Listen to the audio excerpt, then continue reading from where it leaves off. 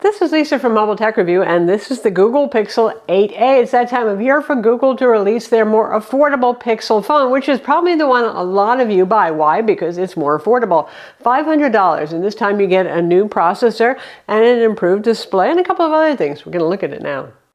So I've always liked the A series of Pixel phones, but the one thing that was a hurt was the display quality, and it's particularly not getting very bright. Sunny day in the summer, and these typically launch just when summer's coming, and it's like, ooh, hard to see. So they've remedied that with a brighter display. Now they claim 1400 nits in HDR mode and 2000 nits peak. And indeed, I had no trouble seeing it outdoors when we went for a nice photo shoot all along the coastline and all that sort of thing. Good. Also, variable refresh display, 60 to 120 hertz, upping from 90 hertz. So for those of you who like that smooth scrolling experience and all that, you've got it. Unsurprisingly, we have the Tensor G3 processor from Google, updating from the G2 processor. And you know, the Pixel Tensor processors have not been the fastest ones around or the coolest running, but it gets the job done. So I had no trouble playing games with it getting too hot or getting laggy or anything like that, or in everyday use, which is fine. And now a shout out to our video sponsor, trendmicro's Premium Security Suite.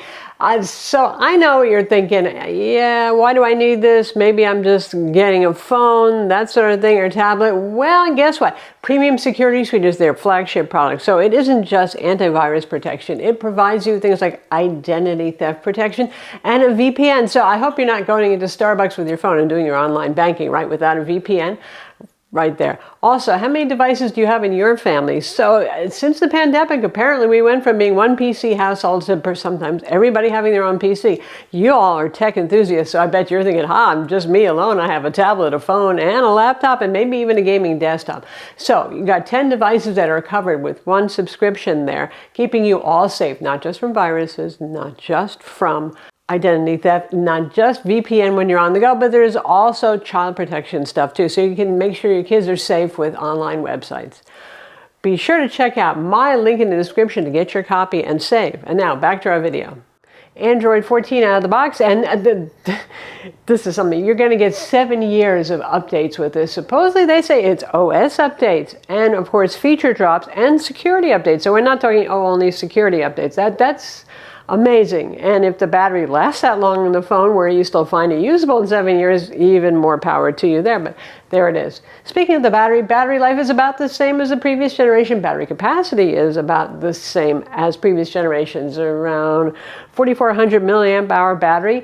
You have 18-watt fast charging, hard to call that very fast. And you do have Qi wireless charging on board, which is nice. And you have IP67 water resistant. For a phone that's $500, they got pretty much all the bases covered.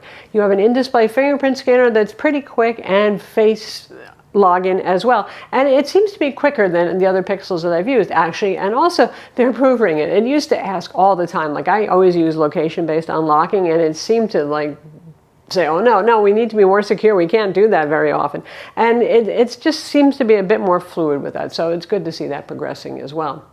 You have Wi-Fi 6E on board. This is a 5G phone. There are two different versions, one that's sub-6 and one that's sub-6 plus millimeter wave, no doubt to suit Verizon as a carrier because they insist on having millimeter wave. I believe the US ones are typically the one that is sub-6 plus millimeter wave. Anyway, you've got an eSIM and you have a nano SIM card slot. Yay, that we still like to be able to use SIM cards, some of us, don't we? NFC's on board with unusually strong range. I actually would like it to be a little bit shorter, but well, it's got one heck of an NFC radio. The back of the phone is some kind of polymer or plastic, whatever. I'm fine with that. That's durable, right? It's not delicate like glass, and it can be a little bit lighter typically and not interfere with radio antennas as much.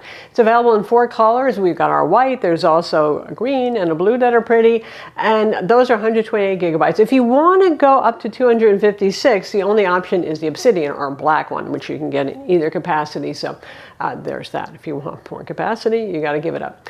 If you do want to go from 128 to 256 gigs is $60 more, so $499 goes to $559. Not a huge price change there. The camera story, the hardware is pretty much unchanged from last generation. You have the 64 megapixel main camera f1.89 lens, and you have a 13 megapixel ultra wide with a 120-degree field of view, an f2.2 lens, and a 13 megapixel f2.2 front selfie camera as well. You get more of the software features that the G3 processor allows us. So you've got the magic photo editor and everything that you've seen on all the other Pixel phones, even if they are more expensive, you've got that now, whether it's the Pixel Fold or the Pixel 8 or 8 Pro, you get the idea. So in the United States, here's the deal. We don't have a whole lot of competition for mid-range phones. Pretty much they're either the high-end phones, you know, the $1,000 plus phones, or they're a couple of year-old phones that are carriers or retailers are still selling. In the United States, for some reason, Samsung's not selling the A55, which would be a direct competitor at the same price and similar feature set, actually, too. So, no, not that. There is the OnePlus 12R, which is the same price and does have feature parity. Unfortunately, I think other than phone aficionados, most people don't even think about OnePlus in the United States. So there it is. One of the reasons I think that the Pixel rules in the mid-range phone game is because of name recognition and availability, but that doesn't mean it's a bad phone. Actually, it's a quite nice phone. The only thing that hurts is it's only $200 cheaper than the Pixel 8, the full-fat Pixel. Now, there's a lot of similarity, ever so slightly bigger on the Pixel 8. I would still say the Pixel 8 screen is a little bit nicer looking on that. Camera system is a bit different.